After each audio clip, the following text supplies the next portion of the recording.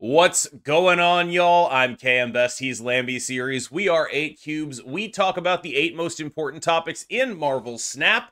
Today, we're going to start with Phastos, a 3-cost, 3-power card with an on-reveal ability that either gives 2 power to each of the cards in your deck, or -1 cost to each of the cards in your deck. It appears that it is randomly chosen for each card. So each card will get either 2 power or -1 cost with no order, no rhyme or reason. It'll just happen. Now, Lamby, you've been higher on Phastos than most. I have been lower, I believe. Can you convince me that Phastos is not going to be Astos?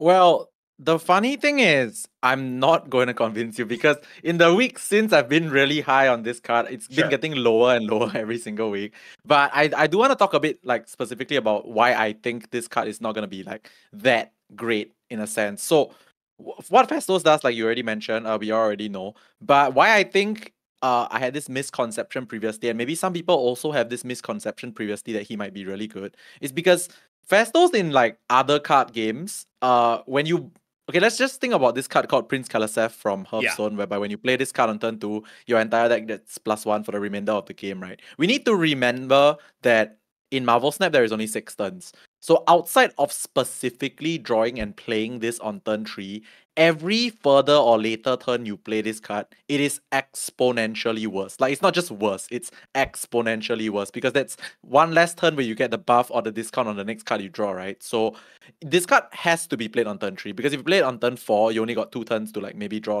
buffs or cost reduction. And if you play this on turn 5, well, same thing, right? So it gets really exponentially worse if it's not exactly on turn 3. And the argument might be, okay, I can play this on turn 4 and maybe have 2 turns of buffs or reduction. But then again, on turn 4, you'd want to play your good 4-cost card, right? So you can't exactly say that. So I do think though that this card, like you said, sometimes can just randomly win games, right? Let's say you really do play this card on turn 3 in a Surfer deck, which is what I want to highlight.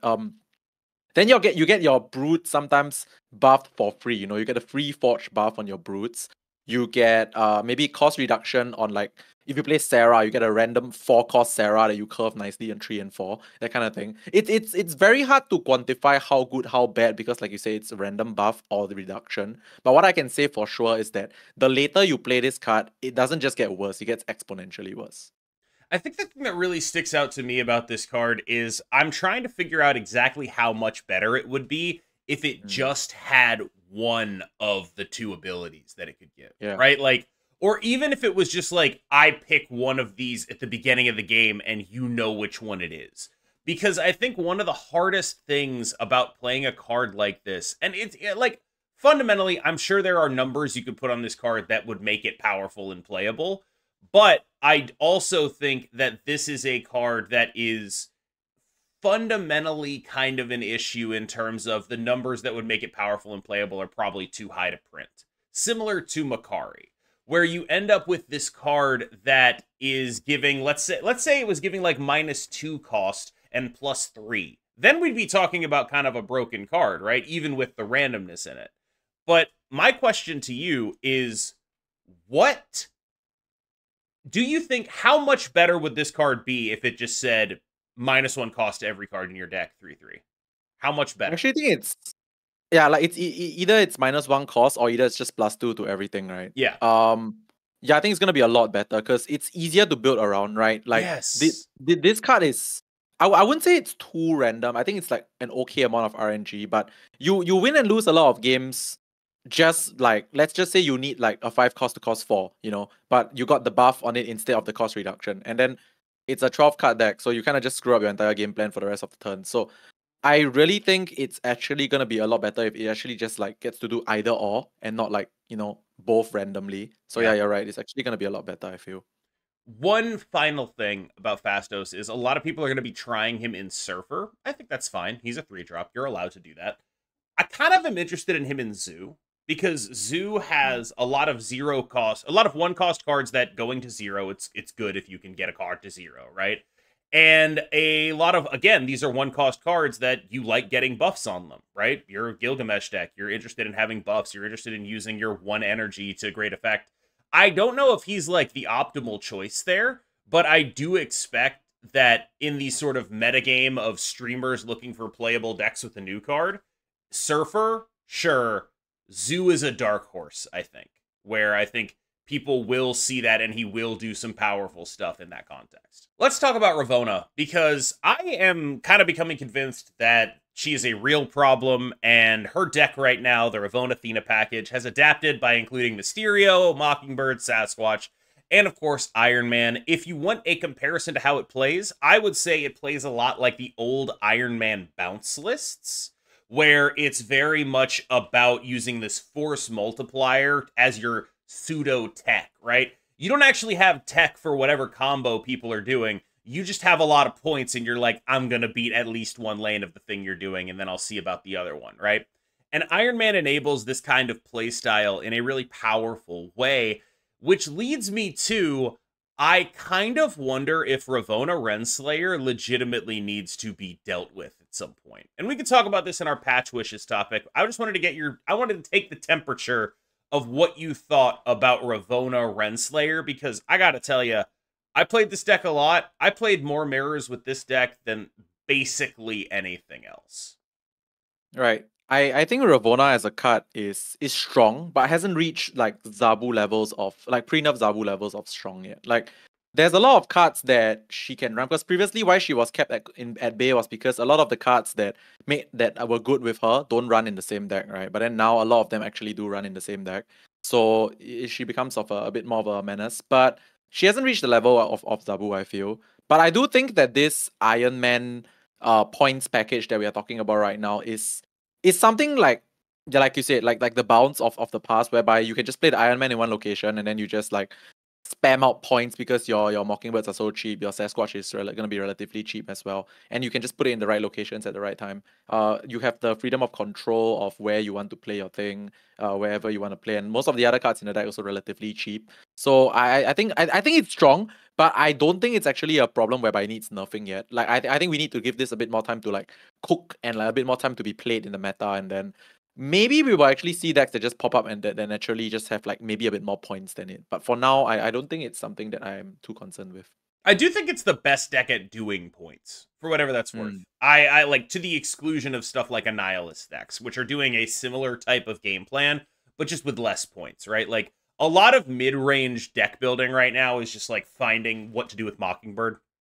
And, you know, I do think it's the best at doing that right now.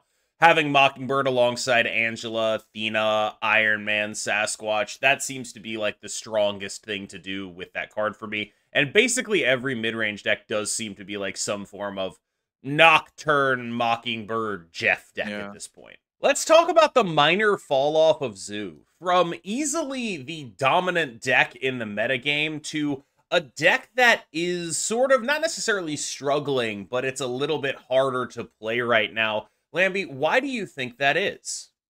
It's very simple for me. Like, okay, so we talk about points-based decks, right? Like Zoo, it's like, okay, so Zoo and that Tina deck, and that Ravonna deck we mentioned in the previous topic are both like sort of mid-range style decks, right? Yeah. Abusing the Mockingbird effect and stuff like that. But the difference is that Zoo is way more vulnerable to Killmonger.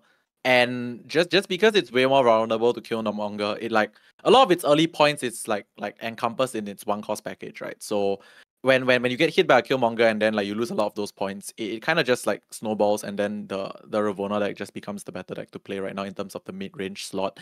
But yeah, I as much as the Zoo fall off is like sort of happening, I don't think it's actually like, you know, bad. You know, it's just like slowly getting a little bit like worse, and there's like better things to do with your Mockingbird Mysterios, aka the Ravonna deck.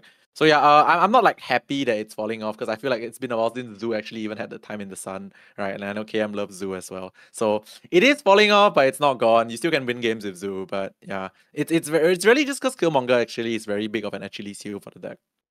I'll give you two more reasons, I think, that have been rattling around in my head. Let me know what you think. Reason number one, I think the Ravonna deck is just better at points, and when there's two decks and one of them is better at points, that's like kind of an issue. And it's not just better at points, this is reason number two, it's more flexible in acquiring them. So what I mean by that is the Ravonna deck has so many more ways to create points in a lane. you have Angela and Thena and Mockingbird and Sasquatch and Iron Man. And it doesn't matter which one you do, you're going to be doing something like that.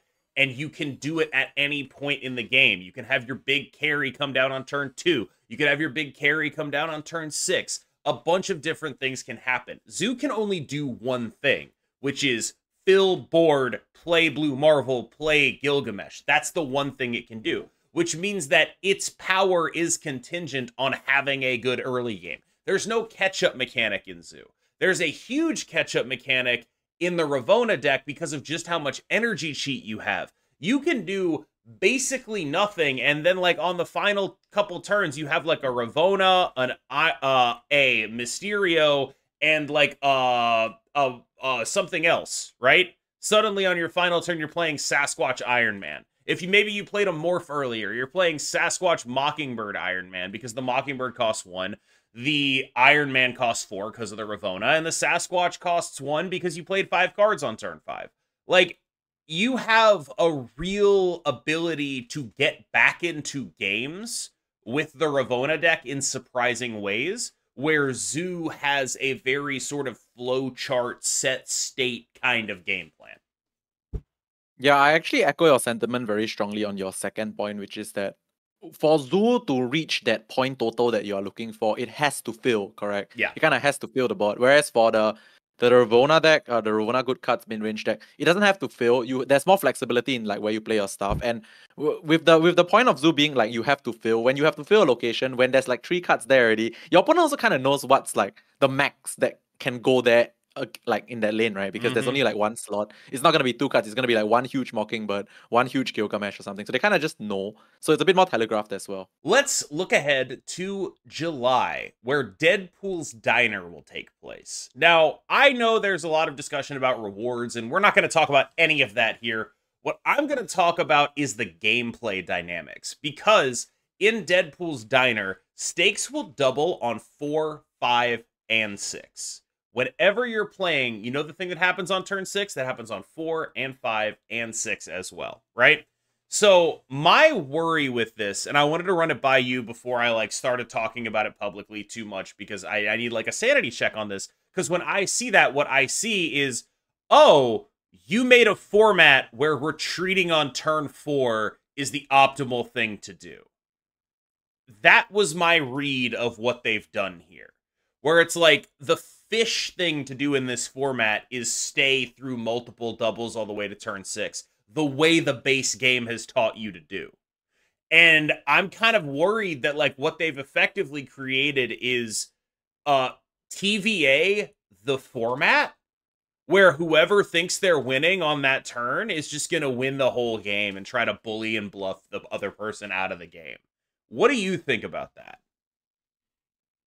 So I was trying to... Okay, so when you were explaining that thing, I was trying to think of things that I want to disagree with, but I can't, because like the moment you said TVA the format, like the movie title TVA the format, it actually makes so much sense to me, because it's just like whoever's ahead will just like do the thing, right? And then like the other guy gets bullied out of the game because TVA the format, you know. TVA the format. I really think this might be the direction it's going. And the funny thing is, I don't even think that they see it as a problem, because, you know, Marvel Snap is just meant to be a fast game, right? Like, it's made it faster. It's meant to be a fast game that you can literally play on your mobile, swipe a little bit. And this format is like the perfect from like getting from your office building to the elevator and then down to lunch and then like be done with the game. Like, that's the analogy I use, because most of my friends doing 9 to 5, they like Marvel Snap because it's that fast. Yep. So I feel like this format actually, it leans into what Marvel Snap is, but I guess it creates a dynamic of the game becoming just like, oh, I'm ahead, let's go, that kind of thing. It definitely doesn't sound like the kind of thing I'd want to marinate in for too long. You know what I mean? That's it's true, like, right? I'm going to get the card and get out. We are like very like gamer people, but for the convenience people, this is amazing, right?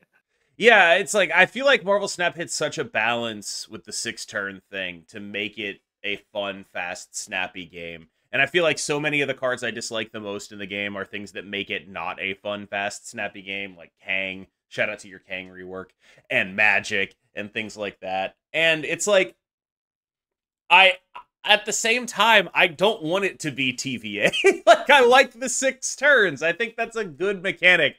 And so whenever they do something that messes with the core gameplay, I'm like, oh man, I don't really know about this. And that's sort of how I feel about this. Like, maybe I'm going to be wrong and it's like the super exciting, high octane thing because everyone, like, there's a possibility that it's effectively so low stakes because of the way that you regenerate your bubs that this dynamic doesn't ever come into play. But I do worry that, like, in a world where people are super try-harding, it's going to be a lot of turn 4 retreating, turn 4 bully snapping kind of stuff. For what it's worth, though, like because of the nature of a format, so okay, it's not really a format change, but of a different style of format, right? Like the deck building will also change, you know. Deck building will also change a little bit, and I'm kind of interested to see where this direction will go. What do you expect, deck building wise? What do I expect? More curve stone stuff, Yeah. that very obviously shows that you have won or lost, you know, that kind of thing. I mean, Yeah. very obviously shows that you're ahead, that kind of thing. I was wondering because, like, my instinct is like, okay, so it's going to be less combo stuff For sure. because you don't want to be there on turn 4 without your combo sitting there looking at your opponent who is actually doing stuff. Like, you can't really play Mr. Negative, but, like, what if you can play Mr. Negative because you always know by turn 4 whether or not you're going to do the thing or not, so you can just, like, maximize your retreats and snaps that way, right? Like, Forge Brute apps decks will be so annoying in that deck. Like if they have that, right, you will never feel safe staying into that, right? That like, does sound like a nightmare, you're right. So let's talk about patch wishes. And this time I'm gonna like just take this and run with it because I have some things that I think need to be changed. And I'm gonna point them out. Thing number 1, Ravonna Renslayer, take her to a 2/2 at minimum. Thing number 2, we talked about High Evolutionary. I want him to 4/6 or 4/7. I want that card back in the metagame. You talked me down off the High Evolutionary ledge where I was like, okay, he should give an extra point of power to all the stuff he's evolving. I still kind of want that, but you talked me so into powerful, like, that's probably too strong. So Fine. Sure. Okay. Make him a good card then, because you're no longer gaining cards as good as you otherwise would want to be gaining, like, because of how good other cards in the game since High Evolutionary's printing have been. So bring him back up to standard. We are in a situation where 4/7 High Evo is actually totally fine. And frankly, a lot of the worry over 4/7 High Evo was that it would work with Zabu, which we are no longer worried about. Speaking of which, I've seen a lot of people pitching a Zabu coming back kind of thing. I would like to push back on that. Ravonna is currently budget Zabu, and it's kind of already too much. I think that honestly, what I would want them to do, and this is going to sound ridiculous, I kind of want them to buff Mobius and Mobius. I think he could be a 3/4. Wow. I think that's a scary one. I think that's a scary one. I actually don't think Mobius should be any more powerful in terms of stats. Like playing a 3/3 needs to feel not good. Like, okay, I mean, playing a Mobius, yes, the effect is great, but it cannot play a Mobius with that great effect and it feels so powerful in terms of stats as well. I think that's just like mad strong. Like I would play Mobius in everything at that point in time. But yeah, the Ravonna down to 2/2 I agree 100%. The High Evo one, honestly, I also 100% agree. Like just make him a card that actually can hit the board and you don't feel bad that it hits the board, right?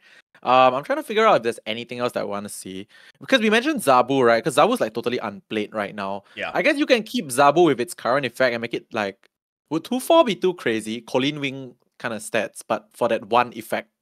I think that would be kind of crazy. At least, really? I mean, it would be the equivalent of like all the 3s they've been making, right?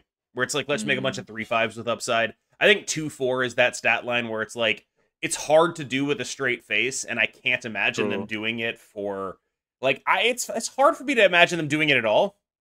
But I can't imagine they do it. And I know this is gonna sound cynical, but I can't imagine they do it for a card they're not selling. True. Okay, so this is a bit random, but I know these people will be like, oh, why is Lamby trying to buff Loki? But okay, I'm talking about Valentina specifically. Okay, Valentina, as much as I like the card, it's one of the most unplayed Loki kind of cards. Right? Like it's a Loki card that's so unplayed. Maybe 2/4.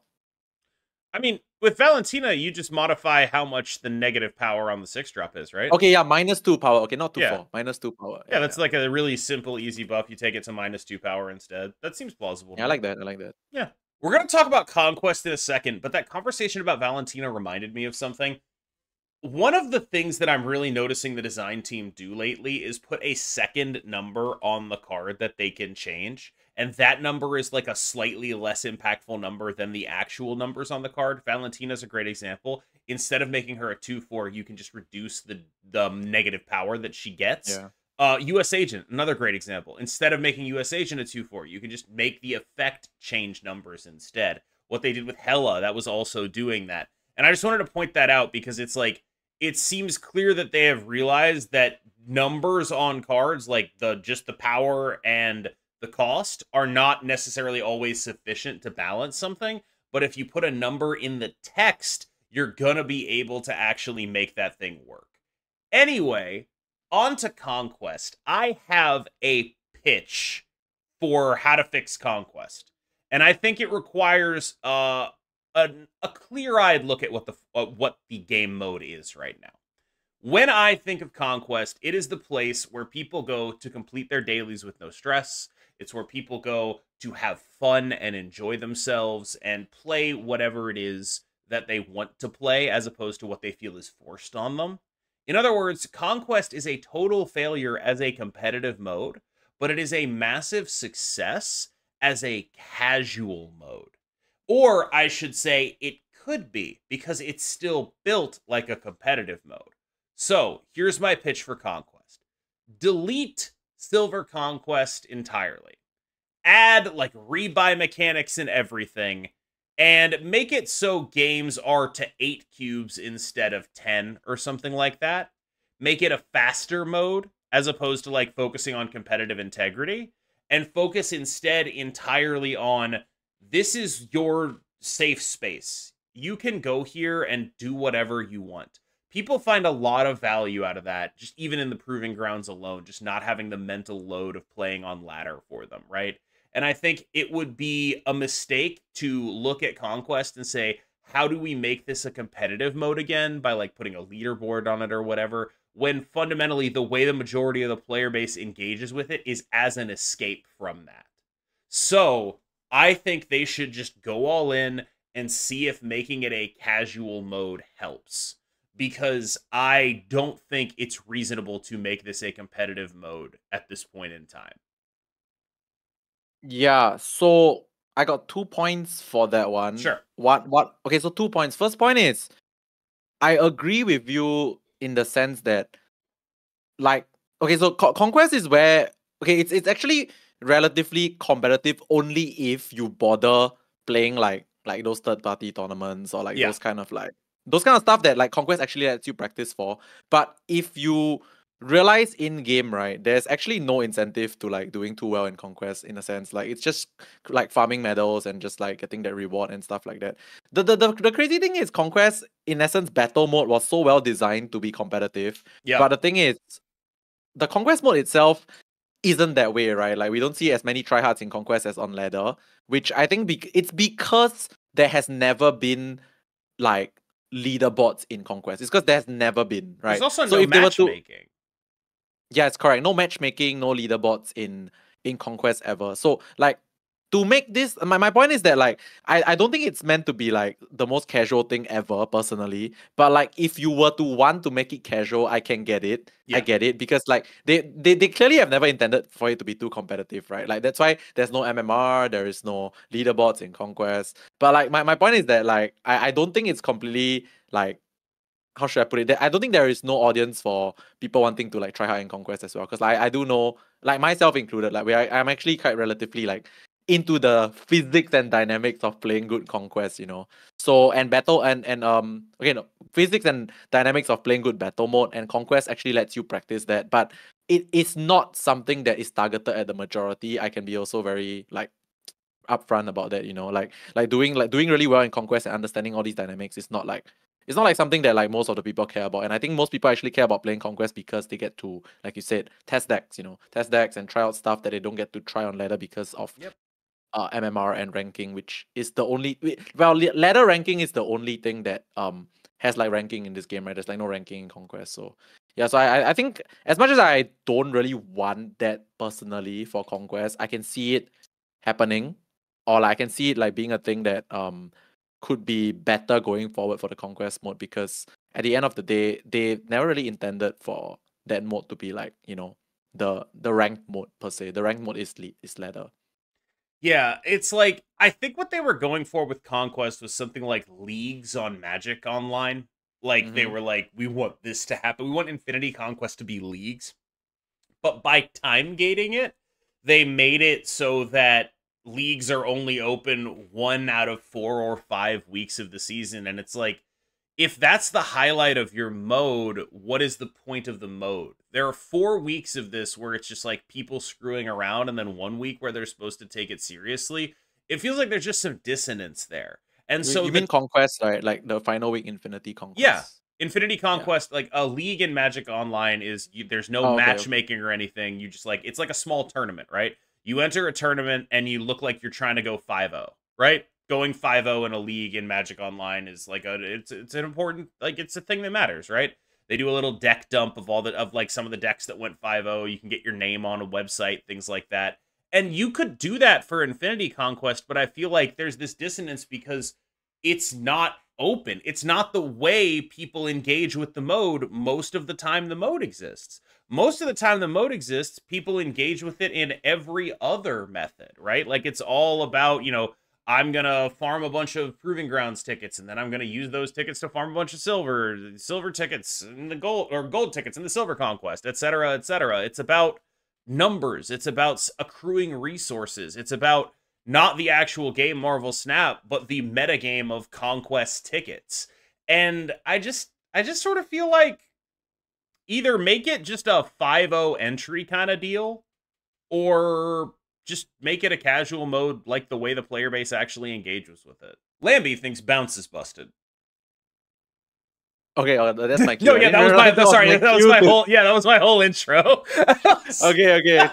So yeah, I do think okay, so it's not like specifically bounce is busted, but like I really like the fact that like the bounce archetype is just always that archetype that lets you like do the Sarah thing without actually playing from Yeah. behind, like you can just allocate your points all on the final turn. And it has evolved a little bit, right? Like it's not just straight up like the old bounce decks from like exactly a year ago. Like now bounce also runs things like they can do the Mockingbird thing as well. Even the Tina and like Ravona decks are sort of like we mentioned earlier, old bounce style of decks. Like it can also do the lots of points on the final turn thing. So when I have this topic down here, I really just wanna it's not so much about bounce specifically. It's more about like being able to allocate a lot of points in many different spots has always been a thing that I found really powerful to do in Marvel Snap. So like bounce is really one of those that does it the best. But I think any deck so far that I've seen that has the ability to just allocate like a ton of points in different places and can adapt to playing those points in different places for different situations has always been a very powerful a thing to do.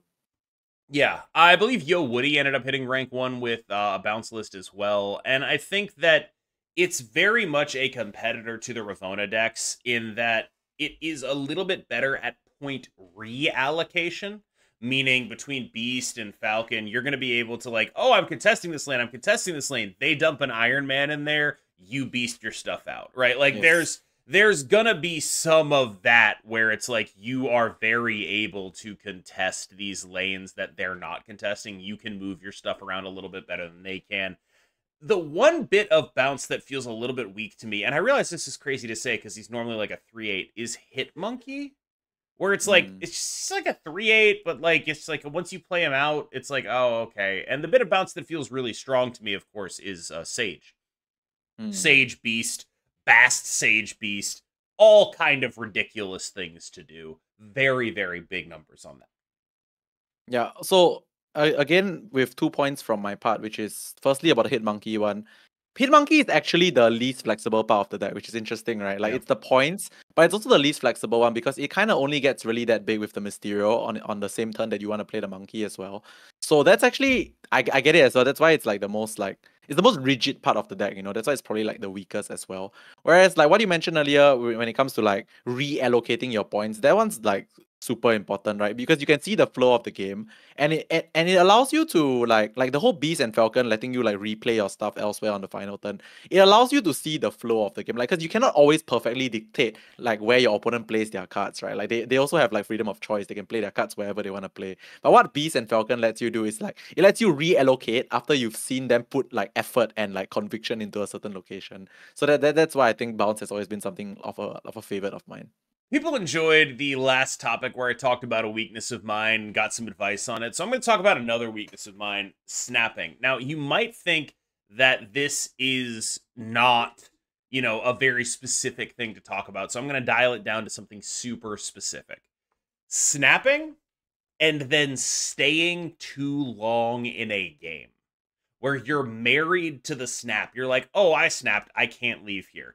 You gotta get rid of that, and it is by far one of my biggest weaknesses. Yesterday, I had a session where I won 10 more games than I lost. I was positive like 5 cubes on that entire session. That is like minus 75 SP for me. And a lot of that was bad stays on games I snapped. It's not necessarily bad snaps, and that's the thing I'm trying to get at here. A snap that loses isn't necessarily bad. A snap that loses and you stay on it, that's 2 bad decisions, not 1. It's multiple bad decisions being made, and I wanted to focus on the second one of those, which is overstaying in games you snapped. Yeah, so I think at this point in time, most people that watch our podcast know that snapping is it's supposed to be a good thing, right? For the most part, like you have a good hand, you're in a good position, you snap, so you up the value of your cubes. So over time, you get more cubes from winning your games, and not just like one cube, one cube, one cube. Like you capitalize on your good hands, right? So that we get it out of the way. We know that already. But like, what happens when you snap because you have a good hand? But that's because you snap like maybe turn 2 or turn 3, and then as the game progresses, you realize things don't go your way. Like when you snap, it doesn't mean that a snap is a sure win, correct? A snap is a winning position, but it doesn't mean you win for sure. So certain situations can happen whereby maybe random RNG generates a card for your opponent, like locations change, or they just drew the cards in the right order that like made your snap not too great. Like I think identifying these things is like the one of the more important things to improve your game plan, because like firstly, it's not supposed to make you feel like you shouldn't have snapped. That's like the wrong way of thinking, right? Like in the position you snapped was good, but thereafter things change and then it got a bit worse for you. And I think you need to realize that doesn't mean you are the aggressor, aka the snapper. It means that you cannot get out. It's just like wrong thinking. Like, gonna use a very simple poker analogy here, which is if you raise because your hand is good, and then like the cards flip up on the board, and then it doesn't make your hand any better, and you are likely very sure that the cards on the board make your opponent's hand better. I mean, if you are so sure, why is this thing, right? If you have like every like imaginable thought that like, okay, there is no way I beat this thing, why am I still staying even though I snapped first? It's really just about recognizing that like you are allowed to run after being aggressive, because some people, they find it very difficult to do that, because a lot of the time like snapping means you're showing strength, right? And then retreating means you're showing weakness. But it doesn't mean that your weakness is bad. It means your weakness is recognizing that things went from good to bad, and then getting out then and there is like losing on your own terms, essentially. And I think losing on your own terms in Marvel Snap is severely undervalued and underlooked at. So I think that's just what I wanted to add. Yeah, for me, it's always about like removing myself from the flow of the game and reassessing turn by turn. And that's like a hard skill to practice. It's definitely something I'm going to be planning on working on, not just snapping more aggressively, but focusing on the discipline to leave it. Because I think it sort of compounds, right? If you constantly stay in on your bad snaps, they feel worse to you, you play more cautious, and then you're not getting as much value as you could be. So it prevents me from being as aggressive as I probably should be because of the amount of times I get punished for it. But I shouldn't be getting punished for it in the first place, because a good player would simply be leaving those instead of staying the way that I am. And so that is sort of like fundamentally, I think I'm probably the weakest snapper that is a good player. By far. I think everyone else around me in that area of rank is a better snapper than me. I'm a very good card game player, but I'm not good at it. I would say I am a net negative snapper. It makes my game worse rather than better. I think maybe you're giving yourself a little too little credit, I would say. Like I don't think there are like, okay, like I feel like I mean I just feel like there's not a lot of people that also like snap perfectly or play cards perfectly, right? So I feel like there's way more people that are also in the same predicament as you, as maybe you think. That's my personal opinion, because I feel like the whole like playing cards well thing is actually the, like, people can play cards well, but it's not easy for good players to realize that they've lost, because in other card games, like losing just means you lose, right? There's no option to lose less, correct? So like it's not easy to get used to the fact that like, hey, this game lets you actually lose less and it's good. Like a lot of good card game players that I've seen play other card games and come Marvel Snap, they also tend to like overstay a lot of the time because they just get committed to the fact that like, oh, Yeah. I've already lost, but like in the other game I used to play, there was no option to lose less. In this game, there's actually a lot of options and actually incentivizes you to lose less. So yeah, it's not just you, man. I'm pretty sure there's a lot of them as well. All right. That's our show for today. I have been Cam Best. He has been Lamby Series. Together, we are 8 Cubes. Thank you so much for watching. As always, I will see you in the next one. It will be on Lamby's channel, and he is about to take us out. Thank you so much for being here, everyone. Like, comment, subscribe. We will see you guys in the next one on my channel. Bye-bye.